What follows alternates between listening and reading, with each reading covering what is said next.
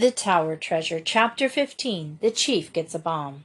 "What's up now?" asked Joe when the Hardy Boys had left the house. "Chief Collig and Detective Smoot must miss that train." "But how?" "I don't know just yet, but they've got to miss it. If they reach the hospital tonight, they'll interview Jackley first. One of two things will happen. They'll either get a confession and take all the credit for clearing up the case, or they'll go about it so clumsily that Jackley will say nothing and spoil everything for Dad." The Hardy Boys walked along the street in silence. They realized that the situation was urgent, but although they racked their brains trying to think of some way in which to prevent Chief Collig and Detective Smoot from catching the train, it seemed hopeless. "Let's round up the gang," suggested Joe. "Perhaps they can think of something." The gang consisted of the boys who had been with Frank and Joe the day they had held the picnic in the woods. There was, of course, Chet Morton. Beside him was Alan Hooper, likewise known as Biff because of his passion for boxing, Jerry Gilroy, Phil Cohen, and Tony Prito, all students of the Bayport High School. They were usually to be found at the school campus after hours, playing ball, and there the Hardy Boys soon located them. The game was just breaking up. "Pikers," grinned Chet Morton when he saw the boys approaching. "You wouldn't play ball with us when we asked you to, and now you come around when the game's all over." "We had something more important on our minds," replied Frank. "We need your help." "What's the matter?" asked Tony Prito. "Chief Collig and Detective Smoot are butting into Dad's case," said Frank. "We can't tell you much more about it than that, but the whole thing is that they mustn't catch the 7 o'clock train." "What do you want us to do?" asked Biff Hooper. "Blow up the bridge?" "We might lock Collig and Smoot in one of their own cells," suggested Phil Cohen. "And get locked up in it ourselves," said Jerry Gilroy. "Be sensible. Are you serious about this, Frank?" "Absolutely. If those two catch that train, Dad's case will be ruined. And I don't mind telling you, it has something to do with Perry Robinson." Chet Morton whistled. "Aha! I see now. The Tower affair. In that case, we'll see to it that the 7 o'clock train leaves here without those worthy Chief is equally worthy, although dumb, detective on it." He hated Smoot, for the sleuth had once or twice tried to arrest the boys for bathing in a forbidden section of the bay. "There's only one question left," asked Phil solemnly. "And what is that?" "How to keep them from getting on the train." "Get your brains to work, fellows, if you have any, that is," ordered Jerry Gilroy. "Let's figure out a plan." A dozen plans were suggested, each wilder than the other one. Biff Hooper was in favor of kidnapping the chief and his detective, binding them hand and foot, and setting them adrift in the bay in an open boat. Phil Cohen suggested putting the chief's watch an hour ahead. That plan, as Frank observed, would have been a good one, but for the little difficulty of laying hands on his watch. Chet Morton thought it would be a good idea to start a fight in front of the police station just as Collig and Smoot were about to leave for the train. The possibility that they might all land in the jail as a result made this suggestion unpopular. "If we were in Italy, we could get the Black Hand to help," said Tony Prito. "The Black Hand," declared Chet. "That's a good idea." "We got no Black Hand Society in Bayport," objected Tony. "Let's get one up. Send the chief a Black Hand letter warning him not to take that train." "And if he ever found out who wrote it, we'd all be put into prison, I'm sure," pointed out Joe. "I'd like to put a bomb under that old police station myself." "Fine idea," applauded Tony. "Where we get the bomb?" "Leave it to me," announced Chet Morton mysteriously. "I'll get a bomb, a special bomb. I'll guarantee to keep the chief in town." "Not a real bomb?" asked Frank. "Nope," said Chet. "Listen to me." Chet proceeded to lay forth his plan in a stealthy whisper. It was received with chuckles and murmurs of admiration. His companions clapped him on the back, and when he had finished the boys hastened down the street towards the Hardy home. In the rear of the house was a garage and an old barn. In the barn was a gymnasium that the Hardy Boys had fitted out for themselves. and there was the usual collection of old toys, footballs, broken baseball bats, and such paraphernalia, to be found wherever boys store their cherished possessions. Frank groped about among the rubbish in one corner until at last he rose with an exclamation of triumph, holding aloft a shiny object. "It's here," he said. "Let's get busy. There's no time to lose." An old box was quickly produced, and in it the shiny object was placed. The box was then carefully wrapped up, and in a few minutes the boys left the barn, Tony carrying the package under one arm. Tony took the box with it under his arm towards Rocco's fruit stand. The boys made their way. Rocco was sorting over his oranges when they approached. Tony hung in the background while Chet stepped boldly forward. "How much are your oranges, Rocco?" he asked. Rocco, with much explanatory waving of arms, recited the prices of the various grades of oranges. "Too much. There's a fellow another fruit stand on the next street sells them a nickel a dozen cheaper." "He no can do," shrieked Rocco. "My price are the lowest." They argued for quite some time, and Rocco got very excited about his prices. "You'll have the Black Hand after you, if you keep on cheating such people with your high prices. That's all I can say," declared Chet, as the boys moved away. "Poof! What do you care, the Black Hand?" "No frighten me," said Rocco bravely, but he gulped when he said it, and there was no doubt that the shot had gone home. It was now after 6 o'clock, and the boys decided that in the interests of their plan they would have to brook the parental wrath by being late for supper. Frank had assumed that Chief Collig and Detective Smoot would be leaving to catch the train at about 10 minutes to 7, so shortly after 6:30, Phil Cohen, who had remained in the background during the interview with Rocco, walked smartly up to the fruit stand again. The others were viewing the scene from around the corner of a nearby building. "Banana?" asked Phil, briefly tossing a nickel on the counter. When he had received the fruit, he began to eat it, after some time chatting with Rocco. "What do you think?" snickered the Italian. "Some boys come here a while ago and say the Black Hand think I charge too much for my fruit." "Well, you do charge too much, Rocco. Everybody says so." "I sell the good fruit for the good prices." Phil turned aside and at the same time accidentally knocked an apple on the ground.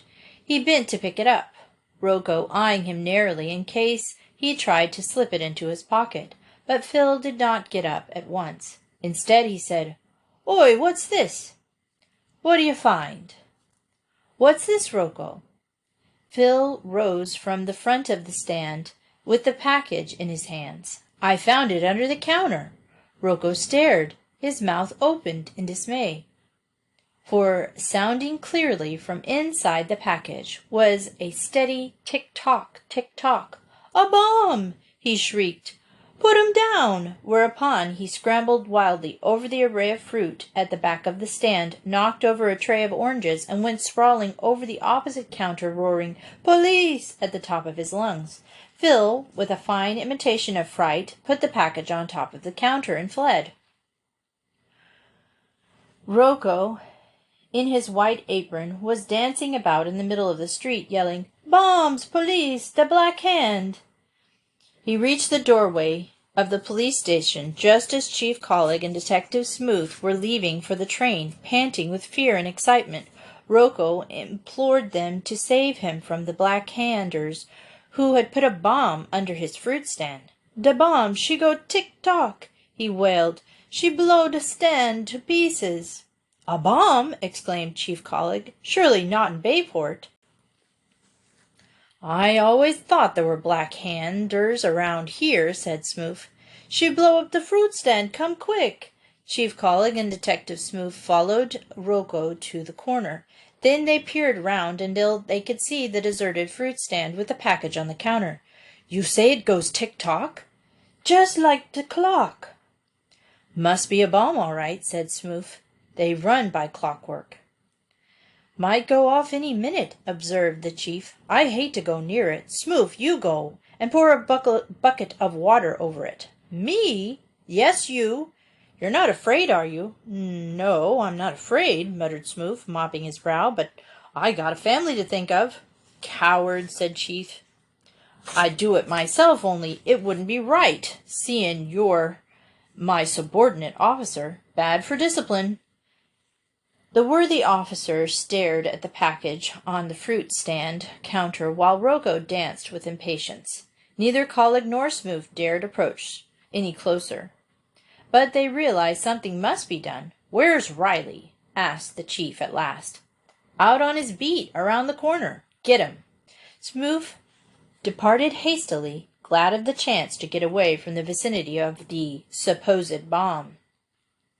He was some time in locating Con Riley, and when at last that minion of the law was escorted back to the chief, 7 o'clock had come and gone.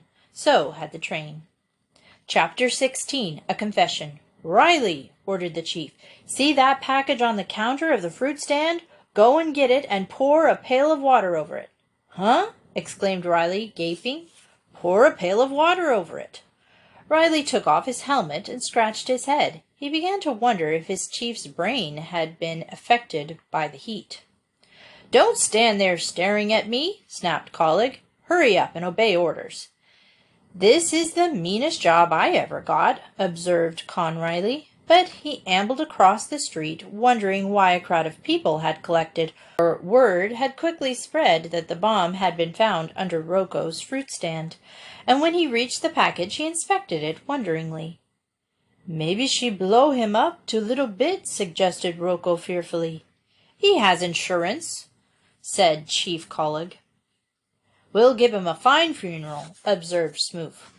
Con Riley hunted about the fruit stand and found a pail, and then he went up the street until he located a tap. Finally, with the pail full of water, he went back to the fruit stand and dumped the water over the package, and stood awaiting further orders. Soak it again, roared the chief, who was taking no chances. Con Riley sighed, but he did as he was told. For 5 minutes he was kept busy dumping innumerable pails of water over the package. Only then did Chief Collig and Detective Smoove venture forth. Then, with fear and trembling, Chief Collig handed the package to Smoove and bade him open it. Smoove's hands were shaking so that he could scarcely tear apart the covering from the water-soaked parcel. The chief withdrew to the safe distance. Con Riley, who had just been told by a friendly crowd that he had been pouring water over a live bomb, was trying to achieve a sickly smile as the crowd congratulated him on his bravery. Detective Smoove opened the package. The covering fell away, and the cardboard box, dripping with water, tumbled apart. A bright object fell to the pavement with a clatter. Everybody jumped. But there was no cause for fear. The bright object was nothing more harmful than an old alarm clock. The Hardy Boys and their chums mingled with the crowd, roared with laughter, and when the crowd saw how Chief Collig and his assistant had been duped, they joined in the merriment. An alarm clock, roared someone. They thought an alarm clock was a bomb. Pouring water over an alarm clock. Chief Collig and Smoove returned to the police station with all the dignity they could muster under the circumstances. The crowd howled and whooped with laughter. The Hardy Boys went home smiling. The 7 o'clock train had left half an hour before. Their father was making the trip to the city without the interference of the chief and his assistant Smoove. Finton Hardy returned home late that night, and at the breakfast table next morning he was in high spirits. Solved another mystery? Asked Mrs. Hardy happily, as she poured the coffee. She seldom asked questions about her husband's work, being of a genteel nature that instinctively shrank from any discussion of crime.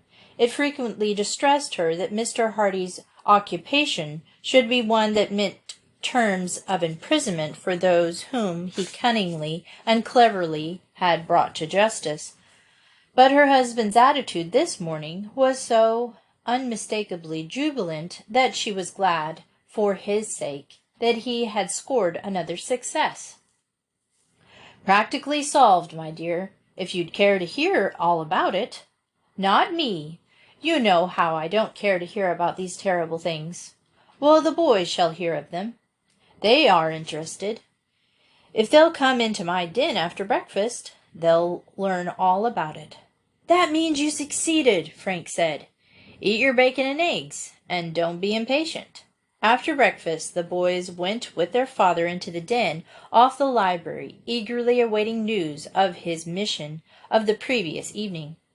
They had not told him how Chief Collig and Detective Smoove had missed the train, but they were shrewdly certain that their efforts in that respect had been of considerable assistance to their father. "First of all," said the detective, "Jakeley is dead." "But his confession?" "You're not very sympathetic for the poor fellow. Yes, he confessed. Fortunately, Chief Collig and Detective Smoove didn't show up." Finton Hardy saw that Joe and Frank glanced at one another, and he smiled quietly. "I have an idea that you two scamps know more about that than you would care to tell. However, they failed to show up, and I had a clear field about me. I saw Jakeley just before he died, and I questioned him about the Tower robbery." "He admitted it?" "He admitted everything. He said he came to Bayport with the intention of robbing the ticket office. When he failed in that attempt, he decided to hang around for a few days, and then he hit upon the Tower mansion as his next effort. He entered the place and opened the safe, and then he took the jewels and the bonds." "What did he do with the loot?" "That's what I'm coming to. I had quite a time making Jakeley confess to the Tower affair, and it was not until he was at the point of death that he admitted it. And then he said, 'Yes, I took the stuff, but I couldn't get away with it.' You can get it back easily. I hid it in the old tower." "That was all he said. He became unconscious, and then he died in a few minutes. Just why he couldn't get away with the loot, and why he hid it in the tower, I don't know. He didn't have time to tell me, but he said it was hidden in the old tower." "Why, we'll find it in no time!" exclaimed Frank. "The story seems likely enough," said Mr. Hardy. "Jakeley would gain nothing by lying about it when he was on his deathbed. He probably became frightened after he committed the robbery and hid the old tower until saw the coast was clear and he was able to get away. Then no doubt he decided to hide the stuff there and take the chance on coming back for it sometime after the affair had blown over." "That was why we couldn't trace through the jewels and bonds the crook," Joe said. "They were never disposed of at all. They've been laying in the old tower all this time. I tried to get him to tell me in just what part of the tower the loot was hidden," continued Finton Hardy, "but he died before he could say any more. I hid it in the old tower. He just managed to gasp that out before he became unconscious." "It shouldn't be hard to find the stuff, now that we have a general idea of where it is," Frank pointed out. "Probably he didn't hide it very carefully. The old tower has been unoccupied for a long time, and it's rarely entered. The stuff would be as safe there as if he had hidden it miles away." Joe got up from his chair. "I think we ought to get busy and go searching in the old tower right away. Oh, boy, if we can only hand old Applegate his jewels and bonds this morning and clear Mr. Robinson. Let's start." "I'll leave it to you boys to make the search," said Mr. Hardy with a smile. "I've no doubt the stuff will be easily recovered, and you can have the satisfaction of turning it over to Mr. Applegate. I guess you can get along without me in this case from now on. We wouldn't have gotten very far if it hadn't been for you, Dad." "And I wouldn't have gotten very far if it hadn't been for the two of you, so we're even," smiled Mr. Hardy. "Be on your way, then, and good luck to you." "We'll find it, never fear," promised Frank, putting on his cap. "I hope the Applegates don't throw us out when we ask to be allowed to look around the old tower. Just tell them you have a pretty good clue for where the bonds and jewels are hidden, and they'll let you in." to search to your heart's content," said Mr. Hardy. "Come on then, Joe. We'll have that $1,000 reward before the morning is over." Their father glanced at them shrewdly. "Don't count your chickens before they're hatched," he said. And then, as the boys hastened out of the den, he called after them, "Also, you might remember the old proverb that there is many a slip between the cup and the lip." But the Hardy boys scarcely heard him. So eager were they to begin searching the old tower, and so confident were they that the mystery was about to be cleared up. Chapter 17. The Search of the Tower. When the Hardy boys reached the Tower mansion that morning, the door was answered by Herd Applegate himself. The tall, stooped gentleman peered at them through his thick lensed glasses. In one hand he held a sheet of stamps, for it was his custom to devote the morning to his collection.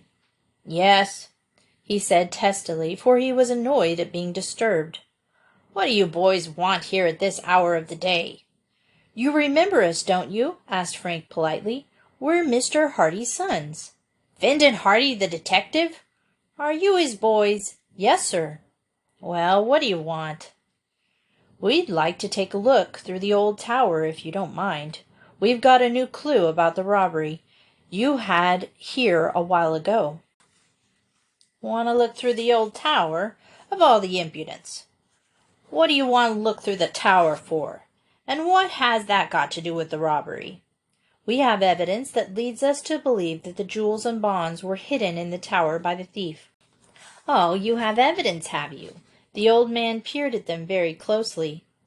"That's the rascal Robinson, I'll warrant. He hid the stuff here, and now he's put it up to you to go and find it, just to clear himself." The Hardy boys had not considered the affair in this light, and they gazed at Mr. Applegate in consternation. At last Joe found his tongue. "Mr. Robinson isn't mixed up in this at all," he said. "The real thief was found. He said the stuff was hidden in the old tower. If you will just let us take a look around, we'll find it for you." "Who was the real thief, then?" "We can't tell you that just now. Wait till we find the stolen goods, and we'll tell you the whole story." Mr. Applegate took off his glasses and wiped them with his handkerchief. He glared at the boys suspiciously for a moment, and then he called out, "Adelia!" A high, crackling voice from the dim regions of the hallway answered, "What do you want?" "Come here a minute." There was a rustle of skirts, and then Adelia Applegate, maid and sister of the owner of the Tower mansion, appeared. She was a faded blonde woman of thin features, and she was dressed in a gown of fashion 15 years back, in which every color of the spectrum fought for supremacy. "What's the matter now?" she demanded. "Can a body sit down to be having a bit of sewing without you hollering at them? These boys want to look through the old tower.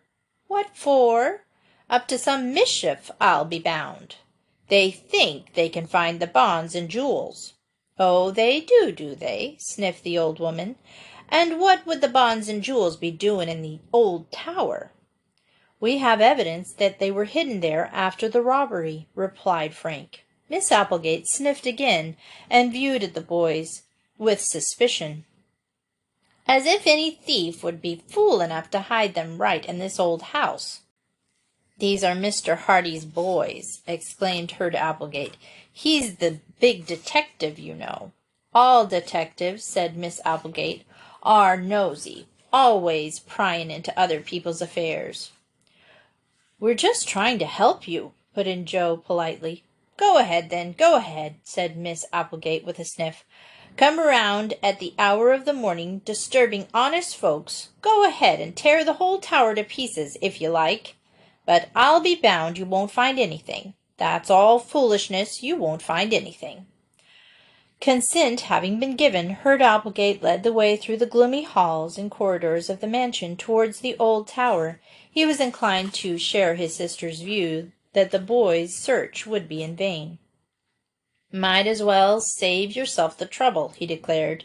"You won't find anything in the old tower. If anything's hidden there, it's been taken away by this time." "We'll make a try at it anyway, Mr. Applegate." Don't ask me to help you. I've got better things to do. Just got some new stamps in this morning, and you interfered with them as I was sorting them around. I've got to get back to my work." The man led the way into a corridor that was heavy with dust. It had not been in use for a long time, and it was bare and unfurnished. Leading off this corridor was a heavy door. It was unlocked, and when Mr. Applegate opened it, the boys saw that a flight of stairs lay beyond them. "There you are. These stairs lead up into the tower. Search away. You won't find anything." "I hope we do, Mr. Applegate," said Frank, "and I'm pretty sure we shall." "Yes. Boys are always going to do wonders. Go ahead. Live and learn. Waste your time." And with that parting shout, Herd Applegate turned and hobbled back along the corridor, and the sheets of stamps were still in his gnarled hand. He was muttering to himself as he departed. The Hardy boys looked at one another. "Not very encouraging, is he, Frank?" "Not a bit of it. But it will be so much better for us if we get the stuff back for him. He won't think we were wasting our time." "Let's get up in the tower. I'm anxious to start." The tower was about 5 stories in height, as compared with the rest of the mansion, which had but 3 stories. The lower floor was empty. The floors and walls were heavy with dust. Frank and Joe first examined the stairs carefully for footsteps, but there was none to be seen. "That seems odd," remarked Frank. "If Jakeley had been here within the past month, you'd think the footprints would still show. By the appearance of this dust, there hasn't been anyone in the tower for at least a year. Perhaps the dust collected more quickly than we think. It may have been covered his footprints over even in a couple of weeks." An inspection of the ground floor revealed the fact that there was no place where the loot could have been hidden, save under the stairs, and there was nothing in that place of concealment. Accordingly, the Hardy boys ascended to the next floor, finding themselves in a room as drab and bare as the one they had just left. Here again the dust lay heavy, and murky windows were thick with cobwebs. There was an atmosphere of age and decay about the entire place. It seemed to have been abandoned for years. "Nothing here," said Frank, with a quick glance around. "On we go." They made their way up the next floor, after again poking about under the stairs, but again without success. The next room was a duplicate of the first. It was bare and cheerless, deep in dust. There was not the slightest sign of a hiding place, much less was any indication that anyone had been there for years. "Doesn't look very promising, Joe." "Still, he may have gone right up to the top tower." So the search continued, until at last the Hardy boys had reached the top of the tower. Here they emerged into the open air, coming through a trap door that led to the roof from the upper room. They were now standing on a platform, and far below they lay the city of Bayport. To the east was Barmet Bay, the waters sparkling in the sun. The platform was quite bare. The stone walls gave no opportunity of a hiding place. Their search had been in vain. "We were fooled, I guess," Frank admitted. "There hasn't been anyone in this tower for years." "I knew it as soon as I saw there were no footprints." The boys gazed moodily down over the city, then down over the background of the tower mansion.